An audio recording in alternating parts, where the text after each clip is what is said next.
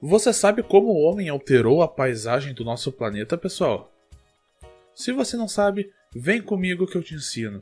Eu sou o professor Cormano Trindade, professor de Geografia de TAPES. Estou passando por aqui para deixar mais uma aulinha de Geografia para vocês aqui no nosso canal. E o tema da aula de hoje serão as transformações da paisagem do nosso planeta. Vamos à aula? Bom, pessoal, para nós entendermos como aconteceram as modificações que o homem fez na nossa paisagem, nós temos que entender que essas modificações aconteceram porque o homem buscava um maior conforto, um progresso em alguma coisa que ele estivesse fazendo, algum tipo de vantagem econômica, e por causa desse tipo de busca, ele acabava modificando ou realocando os recursos naturais, o que mudava a configuração do ambiente em que ele vivia. Mas que tipos de atividades o homem poderia fazer?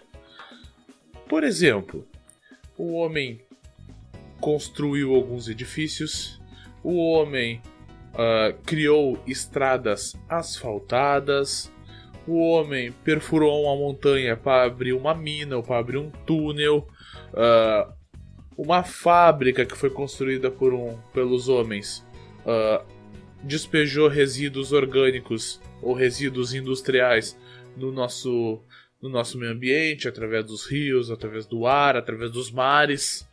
E tudo isso acabou influenciando para a mudança da paisagem.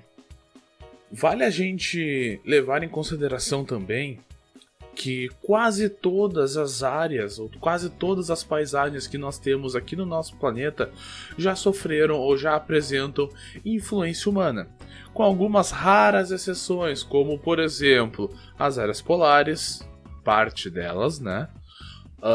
Os altos cumes das montanhas, algum tipo de mata virgem ou algumas parcelas do interior dos desertos ainda não sofreram a intervenção humana. Porém, aquelas áreas que ainda permanecem como paisagens naturais, elas possuem um escasso valor econômico, ou seja, o homem ainda não modificou ela para o seu bel prazer, ou seja, o homem ainda não descobriu uma maneira de fazer com que estas paisagens dessem lucro para eles. Mas aí vocês ficam se perguntando, mas professor, tu tá falando que o homem alterou a paisagem e agora tu tá falando que a paisagem é natural? Como assim? Não, pessoal, existe uma diferença entre paisagem cultural e paisagem natural.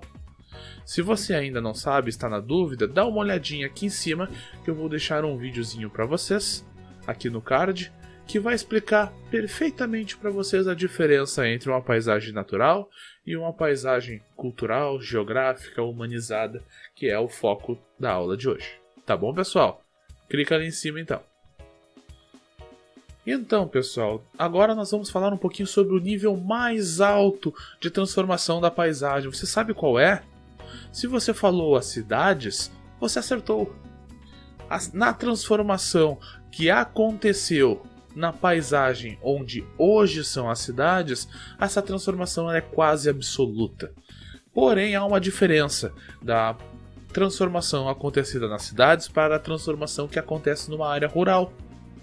A área rural, ela já não vai ser qualificada da mesma maneira que uma cidade. Enquanto a cidade já é praticamente uma transformação absoluta, uma propriedade rural ela será qualificada de acordo com o seu uso. Seja ele agrícola, seja ele pecuário, seja ele florestal do nosso território.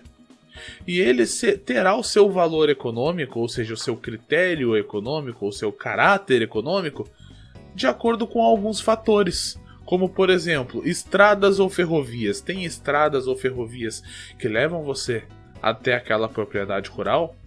Tem minas ou indústrias que as pessoas possam trabalhar naquelas áreas? Se você está numa propriedade rural e possui esses fatores, então provavelmente a sua propriedade rural vai ter um valor elevado. Porém, se você não tiver uma maneira, um local para trabalhar, não haver minas, não haver indústrias, não houver estradas ou ferrovias que facilitem o acesso a essa propriedade rural, ou seja, essa propriedade terá um valor mais baixo. Tá bom, pessoal? Então tá, pessoal, essa foi a nossa aulinha sobre as transformações que o homem causou na paisagem do nosso planeta. Lembrando a todos vocês que se você for um professor e quiser melhorar as suas aulas virtuais que você terá que dar no ano que vem, quando entrar o ensino híbrido, dá uma olhadinha no programa do professor virtual aqui embaixo na descrição desse vídeo.